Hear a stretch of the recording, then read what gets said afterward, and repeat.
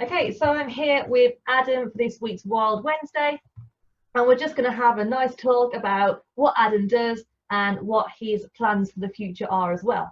So, hi Adam, thanks so much for joining us today. For the viewers, just tell us a little bit about yourself. Well, as you said, I'm Adam. I'm 22 years old. I'm a biologist, conservationist. So I've recently graduated university. I was studying international wildlife biology at the University of South Wales. And yeah, I just love all things wild. Literally from a young little kid all the way up to now, I've loved it. So Excellent. So the reason that you're on here today is because you obviously have a huge Instagram following. So you've got an Instagram called Adam Talks Wild. So what is all that about? Well, to start off with, it was when I started out just as sort of a way to share sort of a bit of wildlife facts with people, teach people different random things about animals they may not have seen in the wild before or even in person at all.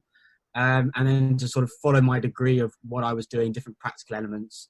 I did a lot of traveling with my degree as well. So I wanted to convey that across to people and help them sort of follow me because I am dyslexic, so I struggled with that. So I wanted to show people that even though you may have a dyslexia or something like that, you can still carry on in the field you love and do something with a passion. I think that's really nice. Like a lot of people might have barriers that they think they can't do certain degrees with or can't reach their passions, but just seeing someone like yourself that they might like have the same issues or same problems, seeing someone do it like you, it can really give them like a passion and like it just can really help, can't it? Yeah, inspire them. That's what I'm trying to think of. It can really inspire them. No, definitely. And actually, I mean, when I was sort of growing up, I hated school. I didn't want to be in school or academia or anything like that. I found it really hard. But actually, going and doing a degree with wildlife and something I actually found an interest in, I found it really easy. And yeah, it sort of got me to where I am today. So even though I did have something that held me back, I was able to sort of push through it and keep going, really. And that's like such an excellent story to tell the younger viewers as well. So like you mentioned with your degree and obviously with Adam Talks Wild that you go to a lot of places, and that's what your Instagram is mainly about, like talking about all the amazing animals that you see in these incredible places. So with your degree, what kind of places were you able to go to? So I was quite lucky in the fact that I've been to South Africa 3 times in my degree and Mexico once. So yeah, 2 very different places on 2 very different continents, doing very different things. When I was in South Africa, I was working with game. So you're talking about your zebras, your giraffes, your elephants, all your big sort of cool stuff, as well as the smaller stuff like duiker and grijsbok. So there's lots of little things around there and very beautiful animals, lots of mammals. But then in Mexico, very different. It was a lot more jungle based and it was also marine based. So again, very different biomes. You've got sort of smaller animals, you've got more primates, you've got your howler monkeys and spider monkeys. And then in the water, of course, you've got your sea turtles, your fish. That's because I've never done like any kind of marine biology, and I've been to a few places, but never Mexico or anywhere that has such a massive marine like diversity. So I'm just so excited to hear all your stories about it. What was the best part about Mexico? What was the best part of it? Oh, I mean, everything about it was insane. I mean, from the odd night out we had in the evenings to down under the water researching with sort of turtles and doing different sort of studies on the benthic layer of the ocean. It's my first ever sea turtle I saw. That was a really, really special moment. It did result in me getting a really bad sunburn, but it was so worth it. Definitely. What species was it? It was a green sea turtle, if I remember correctly. Green. I could be wrong. I could be wrong, and I don't want someone to turn around and go they live in there. But I'm 99% sure it's a green sea turtle, which, if I remember correctly, the scientific name for it is Chinolia midas, which is one of the few names I remember. You mentioned you saw the turtles and the fish, and you looked at layers of the ocean. But what was the thing that you were doing actively over there? So the main reason we were over there really was it was part of our sort of module. So we were practicing different sort of field techniques in the jungle as well as under the water that we'd been sort of talking throughout the year. So it was quite nice to sort of from talking about how to do benthic surveys or how to do mist netting or how to do all sorts of different research things to actually put those skills into practice. and get out into the field. So we actually went out with Operation Wallacea, so Opwall. So they were sort of hosting us whilst we were out there. So really good company. Fascinating information they've got on there. But we were working with them. So, I mean, yeah, we did everything from sort of camera trapping to mist netting. I mean, we caught some awesome birds. One of the mist nets actually caught two small sort of, I want to say like sparrow sort of sized birds. They'd been chased in there by a falcon that then got caught in the net itself. Oh no. We caught three birds for the price of one, really. Yeah, it was a barred forest falcon, beautiful bird. I've got a photo on my Instagram. I have to send it to you later. Pretty well. So we did that. Then it did benthic surveys. So we looked at how the reef was built up. So when it comes to reef sort of research, at the moment there's a lot of coral bleaching, which means that the temperatures or the pH or all these sort of different factors are affecting the coral. And basically the coral that lives in a little home, the coral's alive basically. Little polyps that live in these corals are alive. And basically it gets too hot and uncomfortable for them to live in there. So they just leave their home basically. But they don't really return. So when you have mass coral bleaching, there's a lot of problems that fish can't live there. They move on, so coral reefs die. So we're basically doing research and looking at how these coral reefs are sort of built up. We mostly had soft corals. So they're the sort of ones that sort of flap and wave in the water instead of hard corals, which are more stagnant. And we're sort of looking at how here in particular, a little bit of coral bleaching happens here, but actually it's called, what was the word? Encroachment, I think it is, where algae comes and takes over the coral reefs. So it grows faster than corals and takes over. So we're looking at how that's affecting it. And we had to basically put all these sort of research methods we've learned and come up with like a little project at the end. And it's really good. It's such a good example you've given, like, of how normal research can just benefit conservation. Yep, and the good thing was a lot of the research that we were sort of collecting, we gave to Opwell as well, so it helped them with further their research into the subject areas as well. That's really good. Exactly, yeah. And I find hands-on projects like this, whether it's with your degree, outside volunteering, anything like that, one helps benefit people get a greater and better understanding of the world and what we're living. I mean, we're constantly learning new fun facts about all sorts of things, stuff that we never knew before. Or stuff that we may have thought, oh, could that happen? And then it does happen, and you're just like, wow. It also helps to prove to governments why we need to protect these areas. I mean, a lot of the research that they did out there, they turn around to the government and were like, look, because you're doing this and people are doing this, it's causing this. Mm-hmm. And they go, oh, no, we don't want that. That's bad press. That's not good for us. So then they change it. And you can see that the knock-on effects. So that's why when you're doing research, you find your problem, you start researching into it, but you don't stop once you found what to do. You carry on afterwards to see if it's still having an effect or if something else is now playing in there. Yeah, it's like a really good point. Like, people don't understand sometimes, or don't realise, as a better way to put it, the effort that goes in. And like, once you do a project, it's never really over. Like, it's constantly checking up, constantly like talking to government or organisations, making things better and stuff. So it's really nice that you've highlighted like the amount of work that goes into like all these biologists, all the work that they do. Oh, it's crazy. It's crazy. And I have so much respect for people that are still working in that field and doing it day in, day out, because it is tough. It's not easy. I mean, I'm still at the beginning stages of mine. I've only done handfuls of weeks here and there, but there are people that do this for a full-time career, and it is a lot of work. I mean, there's literally physically blood, sweat and tears poured into their research. Yeah, I'm sure we can all agree.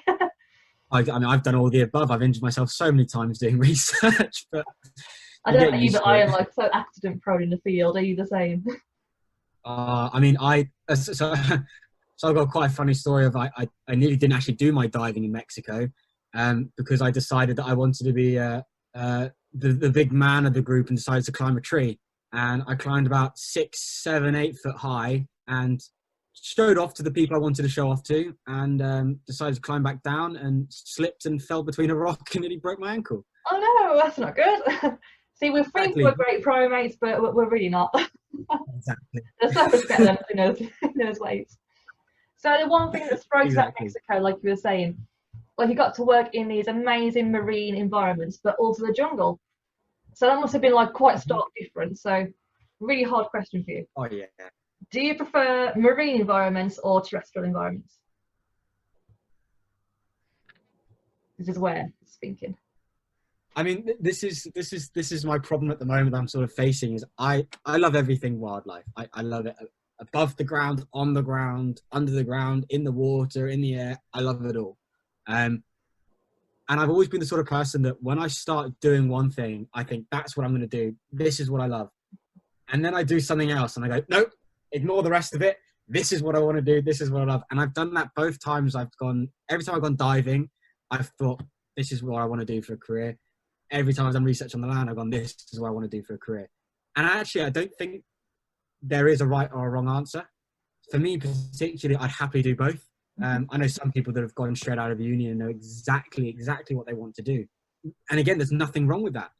I've always been the sort of person that if a door opens, even if it's a slight bit open, have a look through, see what you think. If you don't like it, close it and move on. It may be a fast track to get you to where you want to be. There may be a slower, longer path that's more exciting that you want to be. No path is wrong in my eyes. Everything's a learning curve. But when it comes to what I prefer to do, it's tough because they are completely different. One, you're floating, surrounded by different animals that will come right up to your face and they'll swim above and below you, and you're constantly looking around and something different is happening and you can't focus on because you've literally gone into sort of not really three-dimensional, but you've gone into sort of a whole sphere that everything is surrounding you, and no matter what you do, you could be bumping into something. When you're on land, it's a little bit more sort of linear. You can see everything a bit better. You're sort of on one sort of playing field. But again, it's so different. It's a hard question. I'm so sorry. No, but it is a good thing. I mean, it makes you think about it. And it's good to think about these sort of things because, again, it challenges you as a person. It makes you see what you want to do. But it also makes you, again, look at these different opportunities and go, is this what I want to do? Is this where I want to be? Ideally, if I had a best of it, I have half a year on land, half a year under the water. So if I can find someone like that, I'll be a happy bunny. I'm sure something will come up for you. I'm sure it will. True. Going back to your terrestrial work then, so we all know you love the marine stuff, so let's focus a bit more about the land stuff. Yeah. So when you're in Africa, what part of, is it South Africa you went to? Yes. So what part of South Africa did you go to? Like, did you go to any like nature reserves and national parks there? So I did a little bit of exploring with my family when I first went out there. So when I first went out there, we went to a reserve with university called Salati Game Reserve. I spent so much. That's basically where I spent all my time researching. Basically, is out there. So it's not far from Kruger, so you're sort of northern Limpopo area. Beautiful reserve, beautiful. They've got elephants, they've got lions, they've got it all. It's a beautiful, beautiful area. So that's where I spent most of my research. But I have explored sort of the Southern Cape as well. So my family came down and did a little bit of exploring there. But yeah, my heart and most of my stuff has been sort of studying in Salati. So it's an amazing place. South Africa as a whole is like just such a beautiful place. Like I've only been once myself, like, and quite a contained area of that. We went to a place called like Sonkanda Game Reserve with our university, with University of Wolverhampton, and that was like my real first proper field trip, shall we say? Yeah. And again, like you learn how to like do all the field and game counts and stuff, and you learn about monitoring and GPS and anti-poaching. So it's just there's something about Africa that just always takes my heart back to it. So I'm sure it's the same for you as well. So do you have any funny stories from Africa? Like any kind of like animals that were acting funny or anything that you've done funny? Sensible for the viewers, of course. I was going to say, I think you got a young audience. So, I mean, I got some loads of stories. I mean, talking of sightings, the most memorable one I've really got is probably the same story I tell most people, and it's when I walked some lions semi by accident. We basically were driving along, and we got a radio call from one of the other groups saying that there was a group of lions down in the riverine, and they'd made a kill. And they knew roughly where they were. They didn't know what the kill was. They knew there were definitely 2 females, but they didn't know if there were cubs with them or if they were the juvenile males, because one female had juvenile males that were with her, and another female had cubs, and there was another female that was by herself. So they didn't know what the pair up was. So myself and the guide that was with us decided, we'll go have a look. We'll bring the students with us. This is when I wasn't there really as a student. I was sort of helping out, doing my own dissertation work. So he had a rifle and no one else did. So we decided that him and I would get out. I'd take the telemetry and we'll go scout out the area, and we'll try and see how clear it is. Is there a way that we can get the students down on foot? Because walking lines is a whole new experience. So much adrenaline rushing through your body the whole time. You've got to be careful and you've got to be sensible, but you can enjoy yourself and enjoy the scene. So we thought, okay, let's go have a look. Him and I would go in. He'll go in front. We know roughly they're probably about, the guys thought they're about 40, 50 meters away. So we knew we had space. It's in a riverine, so you've got to be careful because it's not great visibility. So we made a plan of where we're going to go, and we got out and we got walking. And on a telemetry device, for those that don't know, it has a scale from 1 to 10. Our 1 was really far away, and our 10 was you're basically standing on top of them. And when we got there, they're on about an 8, which means they're probably about 30, 40 meters away. So a little closer than the guy said to us over the radio. We thought, fine, we've got a rifle, we'll be okay, we're respectful, we know what we're doing, we've dealt with lions before. Well, he has. This is sort of my first time really walking them. I've walked near them, but not this close. So we got out, we got walking, and I had the telemetry to my ear, and I had the satellite up here, and I was going around, and I was twisting the button, and I was going slowly. And then all of a sudden, the button stopped. And I was like, Craig, we're on a 10 at the moment, mate.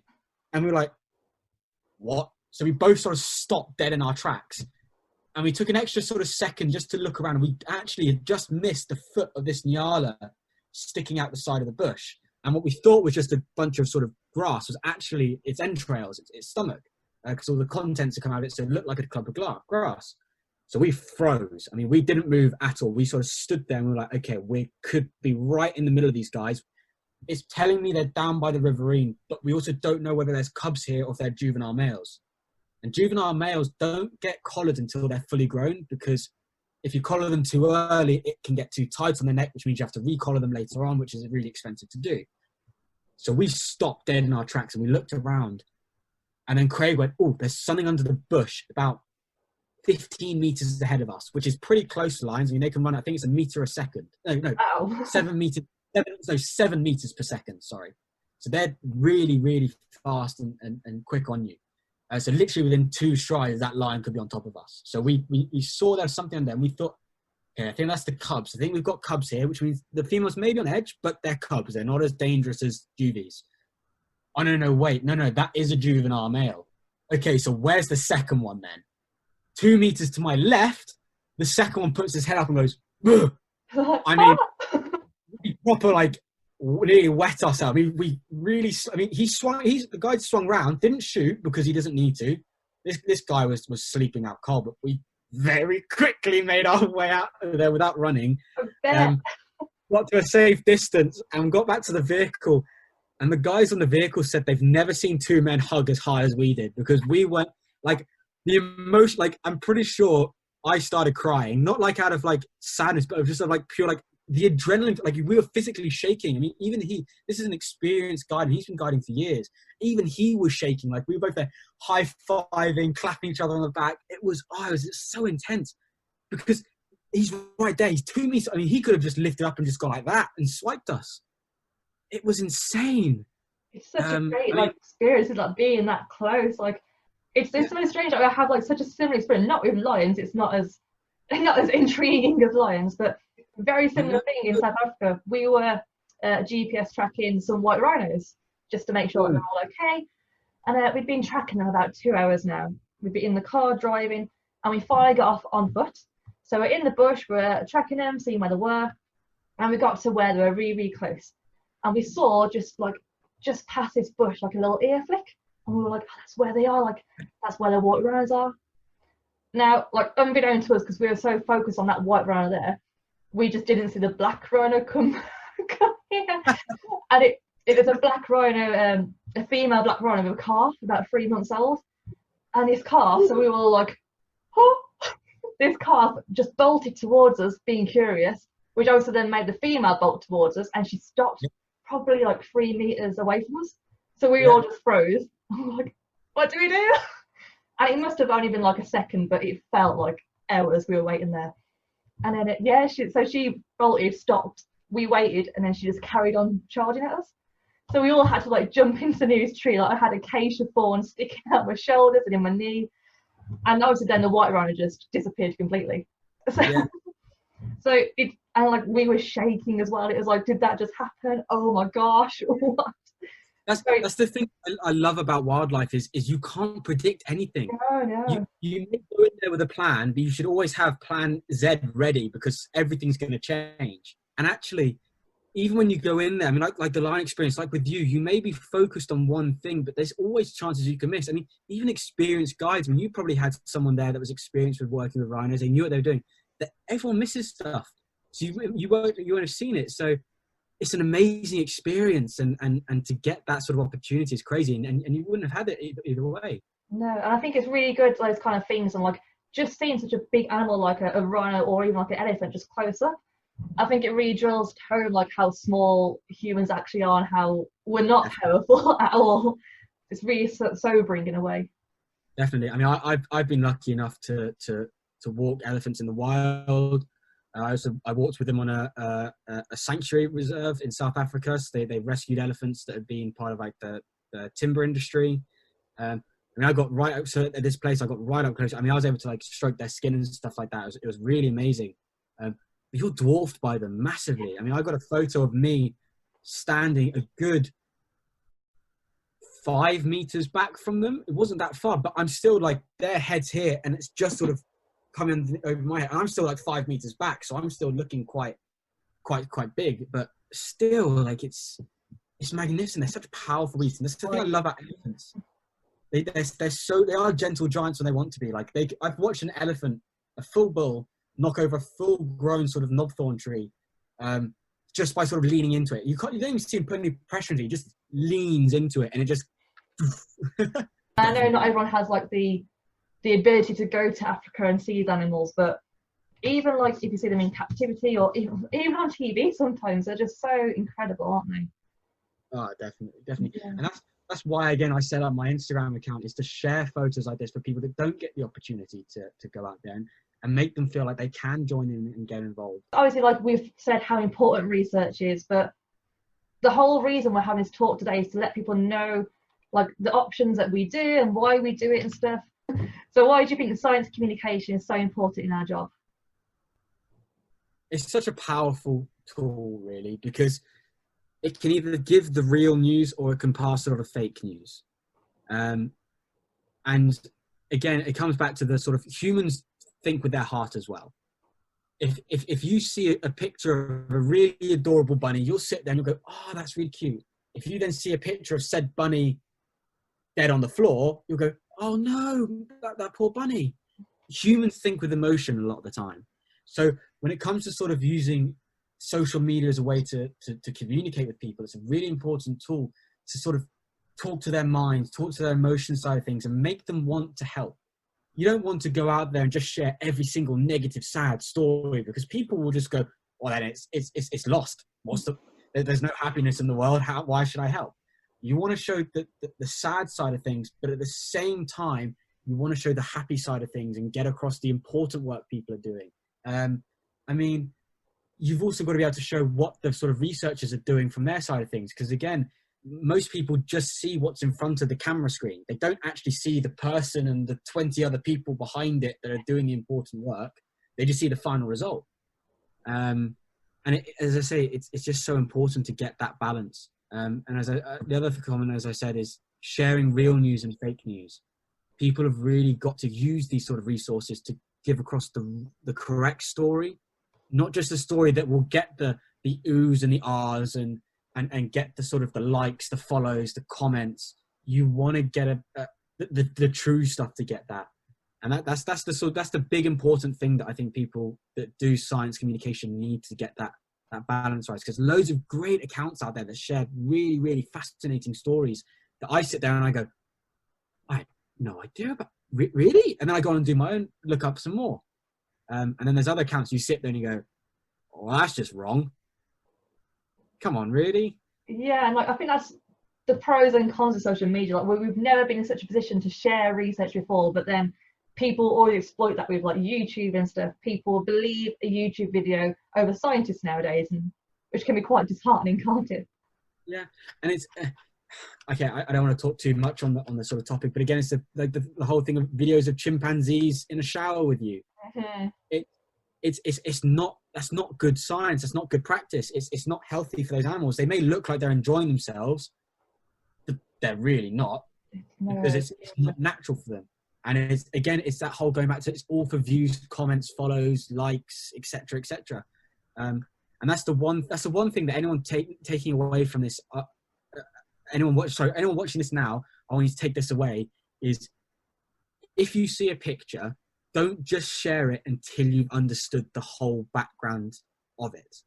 You may see a picture of an elephant charging at a vehicle, but what happened before that? Is that elephant actually charging because it got angry? Is it charging as a mock charge because it's having a bit of fun, or it maybe been spooked? Did the elephant just have a sudden change of behavior because they came into them and decided, actually, I don't like you there? Whatever you do, don't just share it before you understand the full story, because that's how sort of fake news and information gets passed around, and that's when people get discredited, even though what they've done is completely right. I mean, I had a mate, the elephant one is perfectly true. Yeah, like, make sure you understand, like, not the consequences of, well, most time the consequences of what can happen when you share these videos on Facebook and Instagram. Like, going back to the chimpanzees, like the primate pet trade I've mentioned before in my videos, it's just such a huge problem right now that people share it because it's a cute monkey and it's pretty, but then they don't realize, like, they know that it's bad to have a pet, but then they don't realize that as sharing it, it then fuels that illegal pet trade even further because more people see it. So I think education is just such a big thing, especially on social media channels, that we need to do, and what you're doing as well. So just to finish off then for our younger viewers, obviously the people that watch today, they're watching because they love wildlife. They might watch David Attenborough or Chris Packham, for example, and they might be like, I want to do that. Or they might even see like your Instagram and say, oh, I want to be the next Adam. So what advice would you give to our younger viewers to get in a position to where we both are now, essentially?